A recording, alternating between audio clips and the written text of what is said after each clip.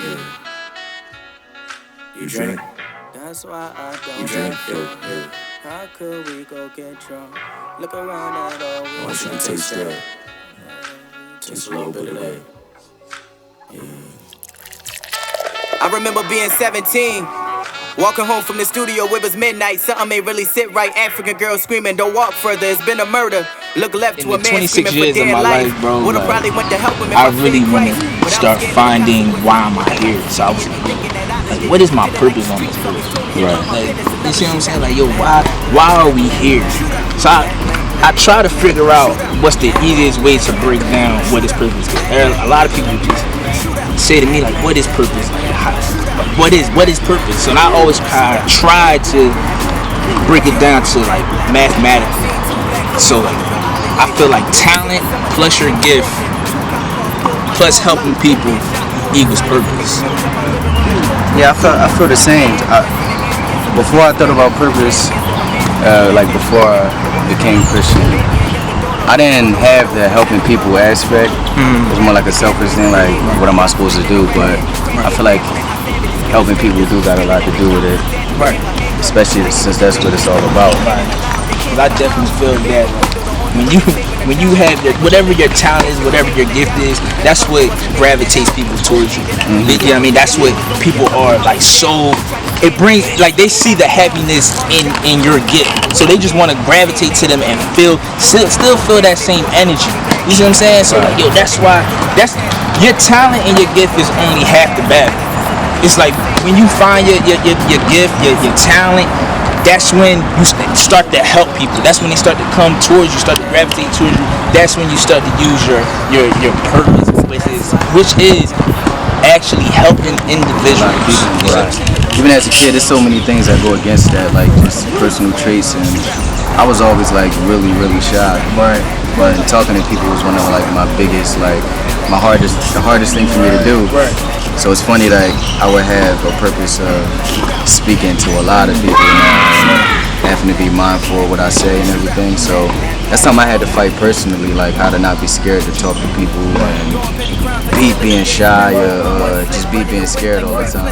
All a nigga life been judging me by my skin tone. You should read my essays a month before I I used to read in the graduated. Bible all the time. When I first got saved and started like first opening up or listening to the pastor, he always said God would never leave you.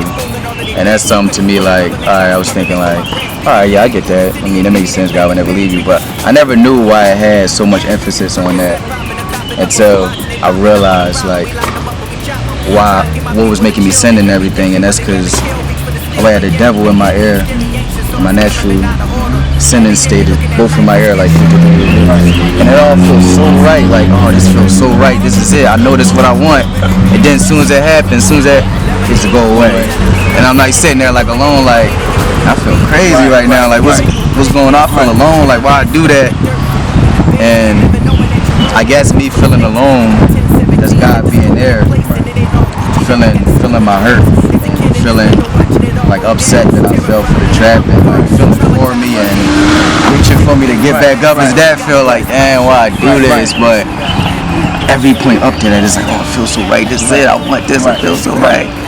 And that's how I learned the importance of why God will never leave you. It's always there, and it makes so much sense. Because you know the devil will just leave you cold, looking crazy, and it's always like that. Is it even with just like success period when you don't got God, like when you feel like you balling, you getting a bunch of favors, they're not really blessings, like doing the devil work, and then you can't wonder why you're going to hell. It's like, man, I live so good, I done had millions, and I'm about to go to hell. That's crazy. It's like the devil's with you, making you feel like it was all good, and then look where you end up. So like doing God's work, just doing it for a purpose. It's like I know that blessings last forever. Good things don't go away, and of course God is good, so I had to chase something that wasn't just going to leave, and I know God wasn't going to leave, but just because me being forgave, me being woken up, me being like up every day, I feel like it's another chance, like I forgive you for what you did yesterday. So just constant hurt of like doing things I know I wasn't supposed to be doing, that's kind of what made me stop.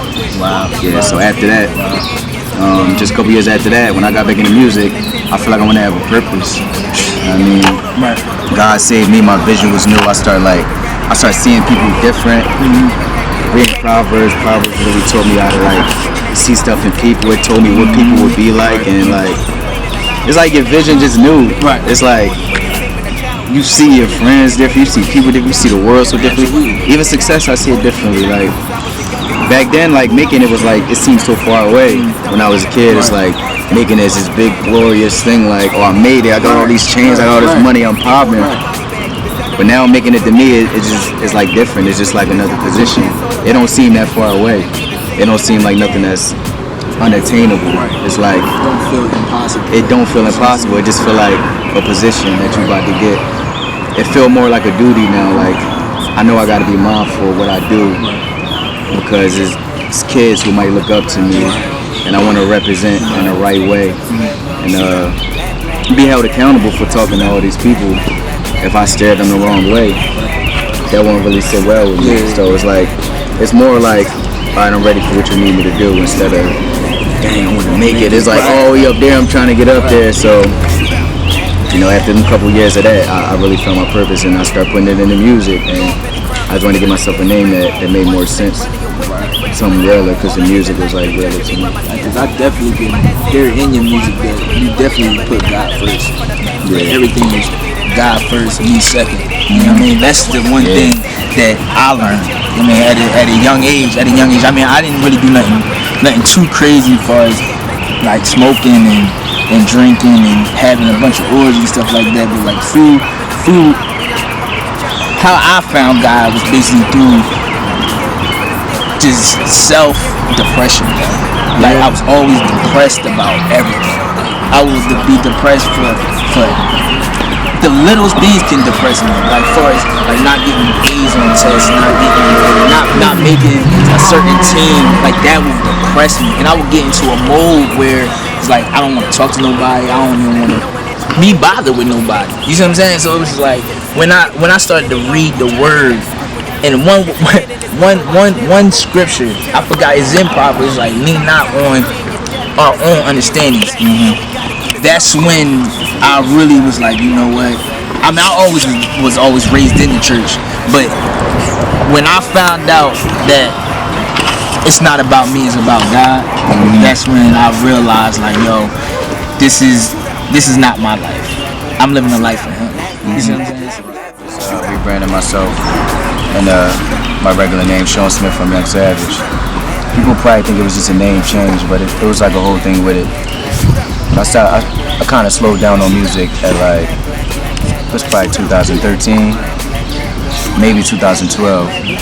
I didn't really understand like why I stopped. I just knew I wasn't comfortable with the people I was around. And that's the same year, 2012, the same year I first got saved. And I remember the person who took me up to the church, I asked him, I was like, alright, I'm saved now, what's gonna change? Am I gonna be like, I'm gonna be a good person and all that? And he was like, no, but everything you do from now on, you're gonna feel. And I never forgot that. I'm like, alright. So I kept on with my regular life. I was doing the same thing I've been doing, just like sinning, not caring. Every time it just started hurting more and more. I'm like, oh, I care a little bit. What is that? All right, so I kept doing what I was doing, but every single time to the point it hurt so bad where I stopped doing everything that was holding me back. I'm really finding my purpose. So like, I feel that everybody has a purpose in life. Everybody, like not even talking about humans, but trees have a purpose in life. Right. Animals have a purpose in life. Like everybody has a purpose in life. It's just up to us to really find it, and then you know how to put it into action. You see what I'm saying? Like everybody has a purpose. But I've been praying a lot to find a way to explain myself better, to be used a little more as I go forth through my words. That's the main thing, because before doing music, I never used to pray about it before. I never used to try to be mindful. That's my main thing, and to pray to stay focused enough and dedicated enough to do things I've never seen before, and connect to people in a way that I've never been connected to. You know what I mean? Just to, like I said before, try to stay connected to them, but in a creative enough way that it's appealing and it makes them, you know, want to listen. So that's the main thing, just praying more before I do the music. A lot of my childhood been strict, like I didn't go to a lot of parties and all that because the environment is like, I feel like I spent a lot of my childhood just trying not to get shot. That was the main thing, like, all right, I'm gonna try not to get killed today. Bye, mom. You know what I'm saying? Like, really, like in a nutshell, like with your homies, like in Philly, they be like, all right, be safe. It ain't. Now it seemed like a goodbye thing, but they really was saying that it's always be safe because I don't know if I'm gonna see you again. Right. So like even just like being young, like 13, 14, going to them little parties, somebody always get killed. Right. And you can easily just walk down the street and be looking at somebody wrong, or somebody think you somebody else and you get killed. So I spend a lot of time doing that, and you know, doing music going forth. I do a lot of music, and I talk about Southwest a lot. I talk about the youth a lot. And I feel like my purpose right now is just in that little, to just inspire everybody from that same exact place that I'm from, like, that faith is the answer. And just like how God and the wisdom that he placed in front of me really changed my life and made my vision new. And I stopped having to be a victim of getting played with by the devil and just my own mind. And I learned how important discipline was too. So I feel like I'm talking to the people that come from that exact same place.